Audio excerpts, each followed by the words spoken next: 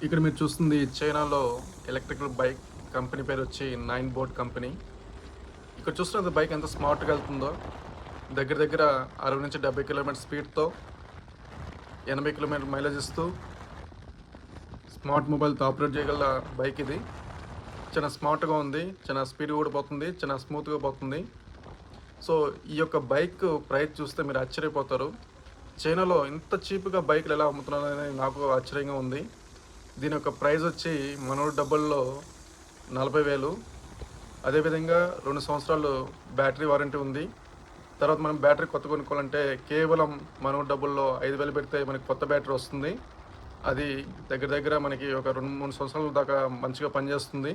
So, ఇంత చీప్‌గా చైనాలో బైకులు దొరుకుతుంటే మన ఇండియాలో మాత్రం లక్షల్లో ఉన్నాయి బైకులు. 1,50,000 పెడితేనే గానీ మనకి ఎలక్ట్రికల్ బైక్ దొరకటం లేదు.